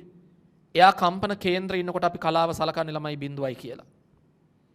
කෙලවරට ගියාම කලාව 90යි. මේ වෙලාවෙම ඔලුවට ගන්න. සරල අනුවර්තීය චලිතයේ යෙදෙන වස්තුවක් කම්පන කේන්ද්‍රයේ ඉන්නකොට කලාව බිඳුවයි කියලා හිතන්න. කෙලවරේදී කලාව 90යි. නැවත කේන්ද්‍රයට ආවම 180යි. මේ පැටර්න් එක පුරුදු වෙන්න. 270යි 360යි. බිඳුව 90 180 270 360. බිඳුව 90 180 270 360. සරල අනුවර්තීය චලිතයේ යෙදෙන කෙනෙක්ගේ එයාගේ ගමන්පතේ විවිධ ස්ථානයා පාස් කරනකොට ඒ වෙලාවේ එයාගේ කම්පන කලාව කීයද කියලා කියන්න ඕගලන්ට මතක රැඳෙන්න ඕනි. මේ සටහන තව ඉස්සරහට යනකොට අපිට ඉතාම වැදගත් වෙනවා. right. එවනම් මෙන්න මේ ප්‍රස්ථාර දෙක සටහන් කරගන්න. ඒ ප්‍රස්ථාර යටතේ අර මේ රූප සටහනුත් ඇඳගන්න. මේකට මම තරුවක් දැම්ම මතක තියාගත යුත්තේ ඒ කොටස නිසා. right. වේගෙන් කරමු ළමයි.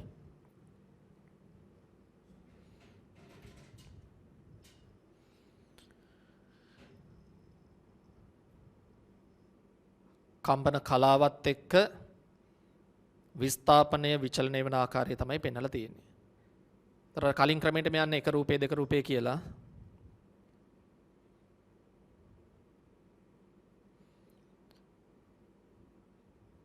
මුලින් ඉඳලම අපි පිළිවෙලකට මේක කරගෙන ආවේ. එතකොට ඔයගලන්ට පැටලෙන්න හේතුවක් නැහැ. එක රූපයට අදාළ සමීකරණ මොනවාද කියලා ඔයගොල්ලෝ දන්නවා. දෙක රූපයට අදාළ සමීකරණ මොනවාද කියලා දන්නවා.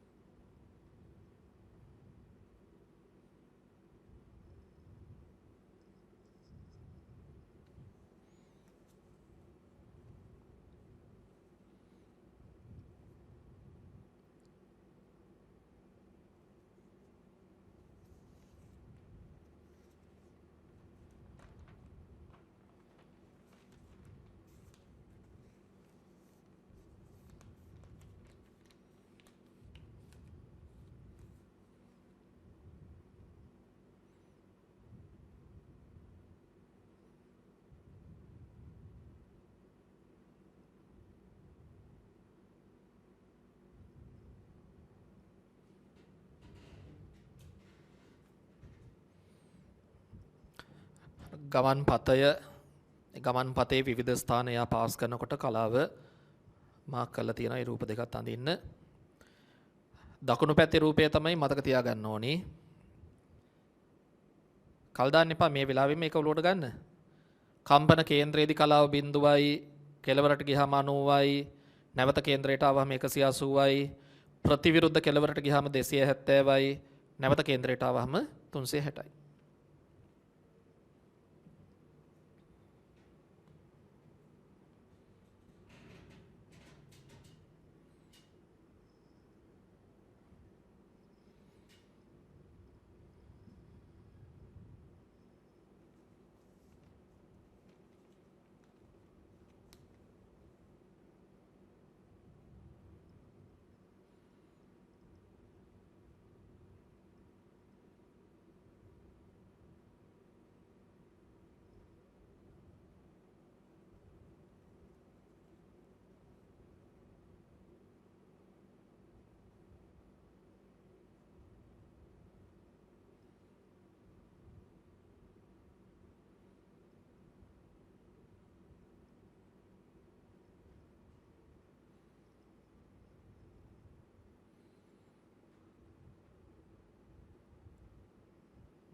හරිද?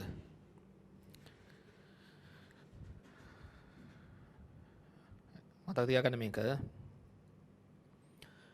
රයිට්. ඔතන තරුවක් දාලා අපි ලියමු. මොකද ලියන්න යන්නේ? අර සරල අනුවර්තයේ චලිතය දෙන කෙනෙක්ගේ ළමයි කලාවත් එක්ක විස්ථාපනයේ විතරක් නෙමෙයි ප්‍රවේගය, ත්වරණය, සංප්‍රයුක්ත බලය ඒ හැම එකක්ම එක්ක සයිනාකාරයි එක්ක කෝසයිනාකාරයි කියන ඒ සාරාංශය ලියන්නේ. ඒක මතක තියාගත යුතුයි. රයිට්. ලියන්න තරුවක් දාලා සරල අනුවර්තීය චලිතයක යෙදෙන වස්තුවක සරල අනුවර්තීය චලිතයක යෙදෙන වස්තුවක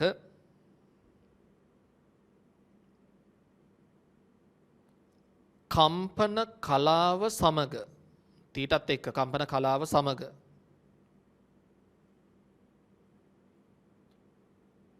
විස්ථාපනය කමා ප්‍රවේගය කමා ත්වරණය හා සංප්‍රයුක්ත බලය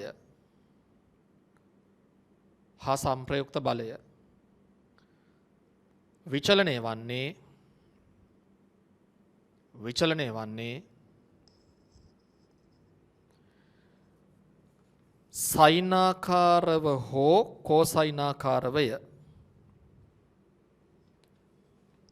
සයිනාකාරව හෝ කෝසයිනාකාරවය. සාරාංශය මතක තියාගන්න. කොයි එක්කෙනාද සයින් කොයි එක්කෙනාද කොස් එහෙම වෙන මතක තියාගන්න අවශ්‍ය නැහැ.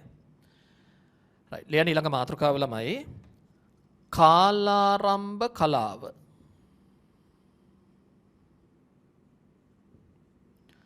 කාලාරම්භ කලාව. එයාටම තව නමක් කියනවා කලා නියතය කියලා.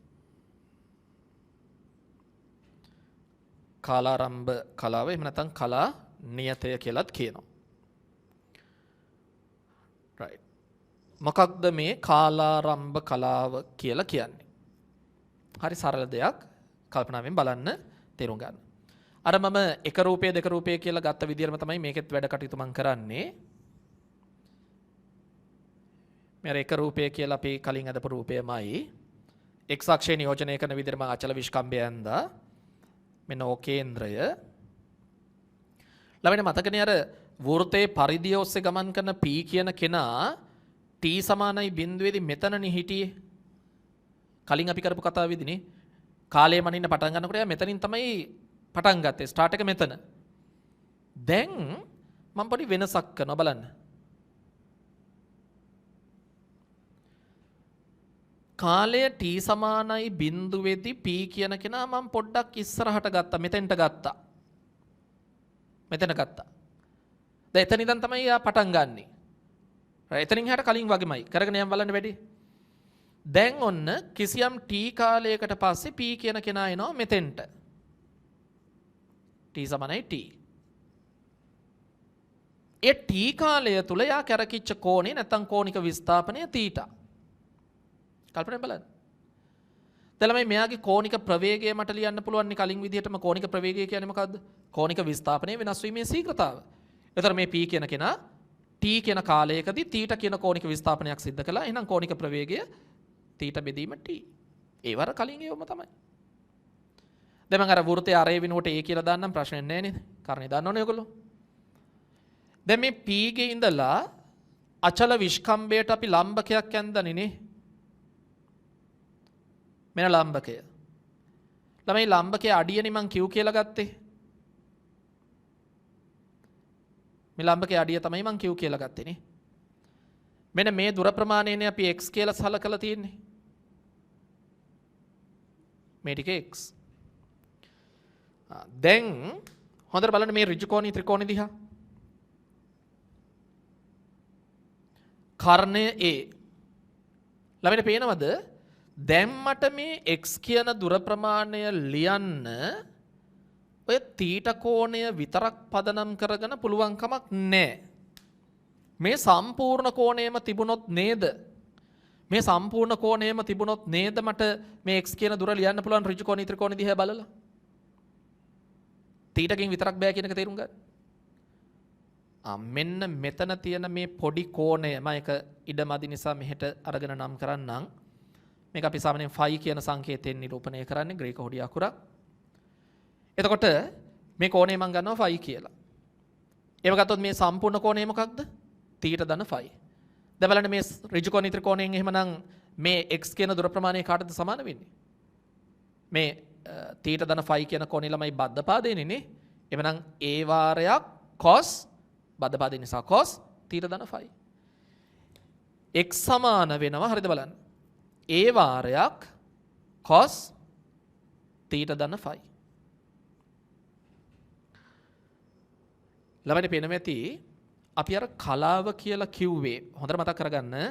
කලාව කියලා අපි කලින් ඉගෙන ගත්තේ සරල අනුවර්තීය චලිතයේදන කෙනෙක්ගේ ළමයි විස්ථාපනය, ප්‍රවේගය, ත්වරණය, සංප්‍රයුක්ත බලය මේ සේරම ලියන්න උදව් වෙච්ච කෝණයටනේ අපි කලාව කියලා කිව්වේ. දැන් බලන්නකෝ එහෙනම් මේ වෙලාවේ කලාව කියලා කියන්නේ මොකටද කියලා? දැන් බලන්න මේ සරල අනුවර්තීය චලිතයේදන Q කියන කෙනාගේ x කියන විස්ථාපනය ලියන්න මොන කෝණයද අපිට උදව් කළේ? තීටා විතරක් නෙමෙයි, ෆයි විතරක් නෙමෙයි. මෙයාගේ විස්ථාපනය ලියන්න අපිට උදව් කළේ තීටා ධන ෆයි කියන සම්පූර්ණ කෝණය. එතකොට මේ කෝණයට තමයි මේ වෙලාවේ කලාව කියලා කියන්නේ මේ සම්පූර්ණ කෝණය. හැබැයි ඕක ඇතුලේ තියෙනවා මෙන්න මෙහෙම කොටසක්. මේ කොටස.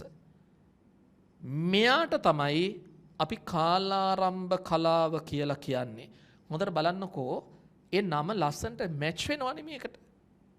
කාලාරම්භ කාලය මනින්ඩ ආරම්භ කරන වෙලාව වෙනකොට මේ අර වෘත චලිතයේ යෙදෙන කෙනා එයා කැරකිලා තීච්ච කෝණය තමයි කාලාරම්භ කලාව කියලා කියන්නේ. ලවි සාමාන්‍යයෙන් දැන් ඔයගොල්ලෝ දන්නවා මේ මෙන්න මේ ලෙවල් එකේනේ අර සරල අනුවර්තීය චලිතයේ දෙන Q කියන කෙනා යන්නේ. ඒතොර ඒ ලෙවල් එකේ ඉඳලා තමයි අපි කෝණය මනින්නේ නේ. මේ මට්ටමේ ඉඳලා තමයි කෝණය මනින්නේ. ඒ සම්පූර්ණ කෝණය පදනම් කරගෙන තමයි මෙයාගේ විස්ථාපනය ලියන්න පුළුවන් වුණේ. ඒතොර මෙයාගේ විස්ථාපනය ලියන්න උදව් කරපු කෝණයට තමයි කලාව කියලා කියන්නේ. විස්ථාපනය විතරක් නෙමෙයි ප්‍රවේගය, ත්වරණය ඒවටත් ওই කෝණය උදව් කරනවා. එතකොට මෙයාගේ විස්ථාපනය ලියන්න උදව් කරපු කෝණයට කම්පන කලාව කියනවා. ඒක ඇතුලේ තියෙන අර t සමානයි බිඳුව වෙන මොහොත වෙනකොට ඒ වෙද්දී අර පොඩි ප්‍රමාණයක් කැරකිලා තිබුණානේ. ඒ කොටස තමයි කියන්නේ කාලාරම්භ කලාව. ඉතින් නම ගැලපෙනවා. මොකද කාලය මනින්න ආරම්භ කරන මොහොත වෙනකොට එයා කැරකිලා තිච්ච කෝණය. සාමාන්‍යයෙන් මෙන්න මේ මට්ටමට අපි කියන්නේ ළමයි සමුද්දේශ මට්ටම, රෙෆරන්ස් ලෙවල් එක. මේකට සාපේක්ෂව තමයි අපි මේ කෝණ ගැන කතා කළේ. මේකට අපි කියනවා සමුද්දේශ මට්ටම. සමුද්දේශ මට්ටම. එහෙනම් තේරුම් ගන්න මොකක්ද කාලාරම්භ කලාව කියලා කියන්නේ? ළමයි සරල අනුවර්තීය චලිතයට අනුරූප වෘත චලිතයේ දෙන වස්තුව කාලය t සමානයි බිඳුව වෙන මොහොතේදී සමුද්දේශ මට්ටමේ ඉඳලා භ්‍රමණය වෙලා තියෙන කෝණයට අපි කියනවා කාලාරම්භ කලාව කියලා. මහා අමාරු සංකල්පයක් නෙමෙයි මේක. කාලාරම්භ කලාව. අය බලන්න. මොකද කාලාරම්භ කලාව කියන්නේ? සරල අනුවර්තීය චලිතයට අනුරූප වෘත චලිතයේ දෙන වස්තුව t සමානයි බිඳුව වන විට සමුද්දේශ මට්ටමේ සිට රෙෆරන්ස් ලෙවල් එකේ ඉඳලා භ්‍රමණය වී ඇති කෝණයට අපි කියනවා කාලාරම්භ කලාව කියලා. ඒ නම මෙයාට හොඳටම ගැලපෙනවා කියන එක තේරුම් ගන්න. ඒත් ඔන්න අපි කාලාරම්භ කලාව කියන එක හඳුනාගත්තා. ඒතර කලාව කියලා කියන්නේ මේ සම්පූර්ණ කෑල්ල, මේ මුළු කෝණයටම තමයි කලාව කියලා කියන්නේ. මේ කෑල්ල තමයි කාලාරම්භ කලාව කියලා කියන්නේ. ඔය ඇවිල්ලා එක රූපයට අදාළ කතාවනේ නේ. අර පිළිවෙලටම යමු. එතකොට දෙක රූපයට අදාළවත් ඔය කතාව ඔය විදිහටම ගොඩනගා ගන්න පුළුවන්. මතකනේ දෙක රූපයේදී ළමයි අපි y අක්ෂය නියෝජනය කරන විදිහට විස්කම්භය ඇන්දේ. මෙන්න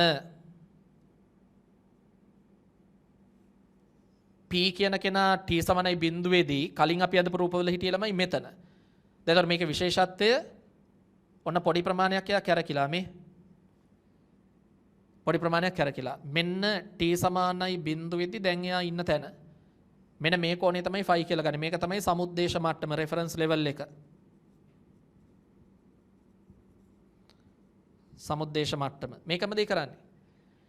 ඊළඟට කිසියම් t කාලයක් ගත වෙනකොට p කියන කෙනා එනවා මෙතෙන්ට. t සමානයි t. ඒ t කාලය තුල යා කරකිච්ච කෝණය තියෙන්නේ මෙතන θ. එතන මෙයාගේ කෝණික ප්‍රවේගය ඔමෙගා සමානයි θ බෙදීම t. ඔමෙගා සමානයි θ බෙදීම t. ඊළඟට p ගේ ඉඳලා මේ අචල විස්කම්භයට අපි ලම්බකය අඳිනවා. එකම දේ ලම්බකය ඇඳලා. ඒ ලම්බකයේ අඩිය තමයි q. මෙන්න මේ දුර නෙලමයි අපි y කියලා ගත්තේනේ. මේ දුර ප්‍රමාණය y. මේ ටික y. මේ වෘත්ත කේන්ද්‍රය O. ඊට ඉස්සෙල්ලා වගේම අරය වෙනුවට මම A කියලා පාවිච්චි කරන්නම් මේ ටිකේ. දැන් බලන්න මේ ඍජු කෝණී ත්‍රිකෝණී දිහා. මෙන්න මේ ටිකනේ කාලාරම්භ කලාවනේ ෆයි. ළමයි දන්න එතකොට මේ සම්පූර්ණ කෝණය වෙන්නේ θ ධන ෆයි. ඒකාන්තර කෝණ වලින් මෙතෙන්ට එනවනේ θ ධන ෆයිනේ. ඒකාන්තර කෝණ වලින් මෙතෙන්ට එනවා θ ධන ෆයි. දැන් බලන්න මේ ඍජු කෝණී ත්‍රිකෝණී දිහා. y කියන කෙනා කාටද සමාන? y කියලා කියන්නේ මෙන්න මේ කෝණේ මොනවාගේද? sin නේ. එමනම් මේකේ මේ සම්මුඛ පාදයේ එතකොට sin එන්නේ. එමනම් y සමාන වෙන්නේ a වාරයක් sin θ ධන ෆයි. sin θ ධන ෆයි. එතකොට මේක මට ලියන්න පුළුවන් y සමානයි a වාරයක් sin θ ධන ෆයි. ඉස්සෙල්ලා වගේම ළමයි මේ θ ධන ෆයි කියන සම්පූර්ණ කෝණය තමයි කලාව කියලා කියන්නේ. මෙන්න මේ කොටස තමයි කාලාරම්භ කලාව කියලා කියන්නේ. ඉතින් මෙන්න මෙතනින් අපිට ඕන නම් මෙහෙම මේක සකස් කරන්නත් පුළුවන්. දැන් ඔමෙගා සමානයි θ බෙදීම t නේ. එතකොට θ කියන්නේ කවුද? ඔමෙගා t. ඒක මෙතෙන්ට ආදේශ කළා. ඕන මේ සමීකරණය මෙහෙම ලියන්නත් පුළුවන්.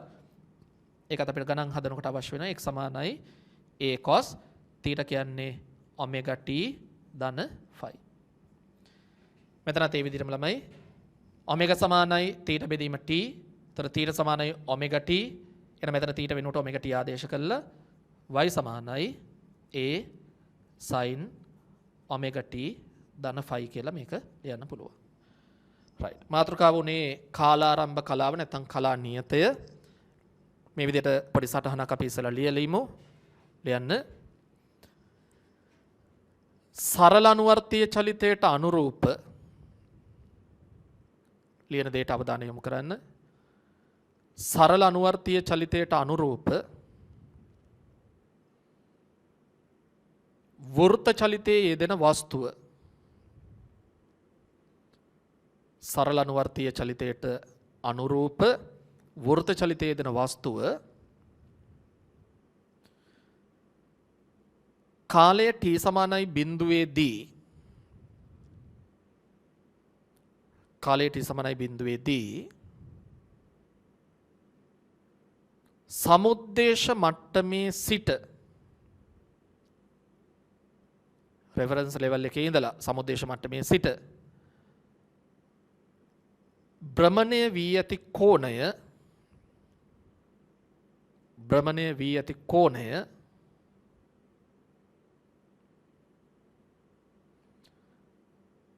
සරල අනුවර්තීය චලිතයේ යෙදෙන වස්තුවේ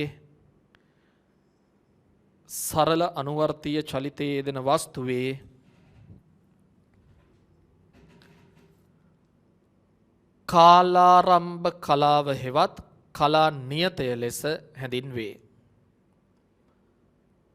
කාලාරම්භ කලාව හෙවත් කලා නියතය ලෙස හැඳින්වේ.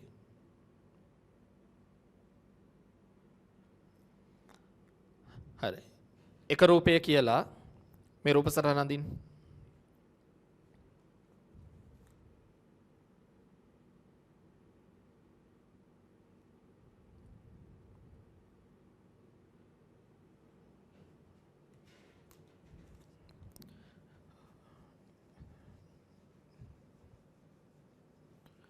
රූප අඳිනකොට වේගෙන් කරන්න.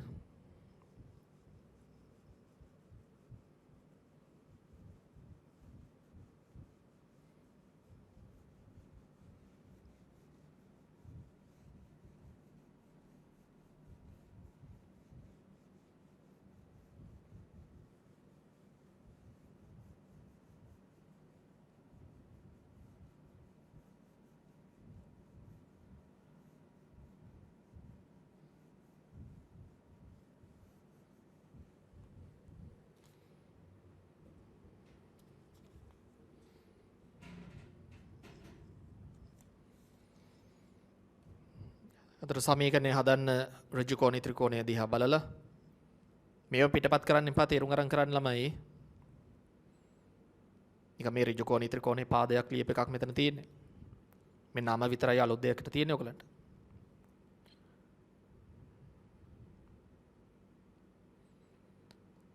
x සමානයි a cos θ ධන ෆයි.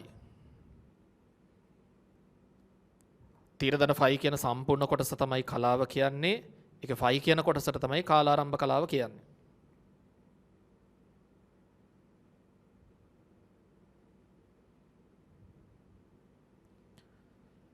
ඊළඟ මේ θව ඔමෙගා t කියලා ලියන්නත් පුළුවන් නේ.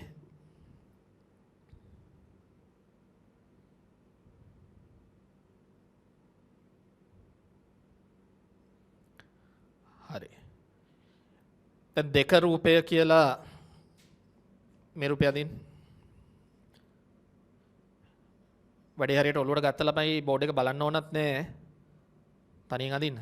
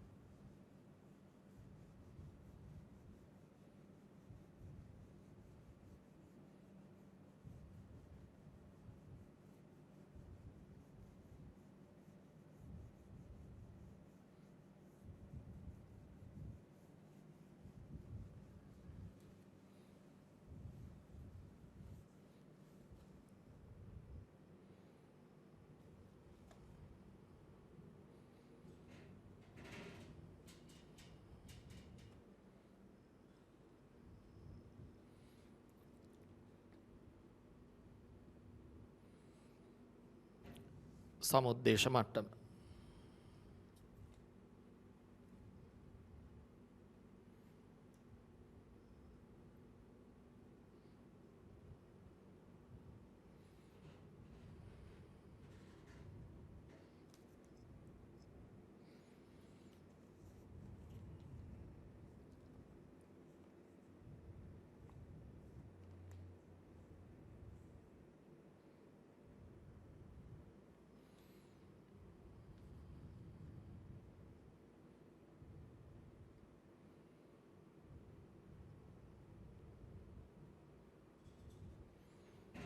එතනත් සමීකරණ හදන්න.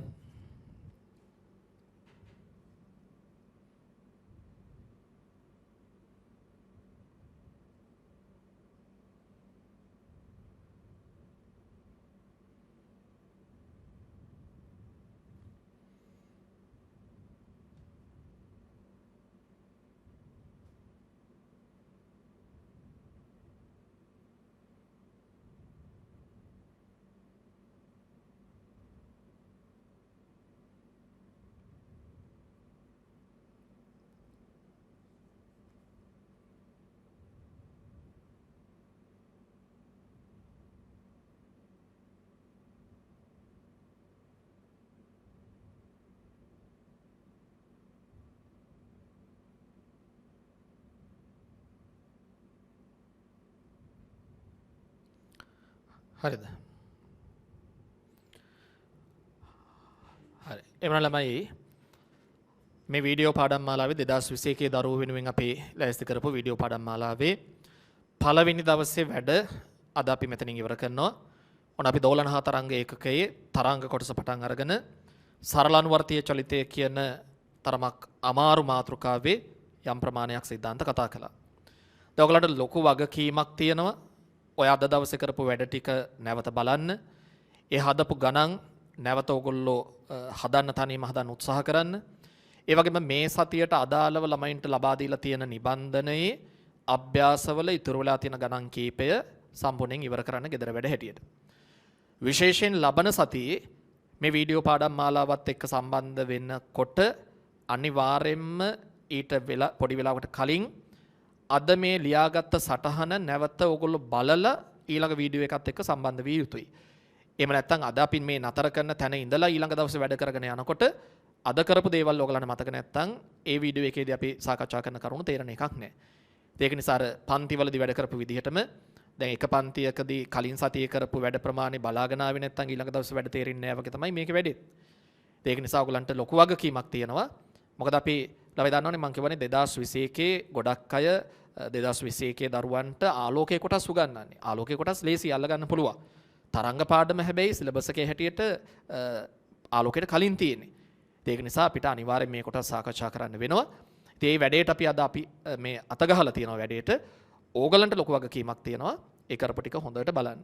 ඔයගොල්ලෝ සටහනක් ලියාගත්තා. ඒ සටහන නැවත බලන්න, ගණන් හදන්න, ගෙදරට ගණන් ටිකක් හදන්න.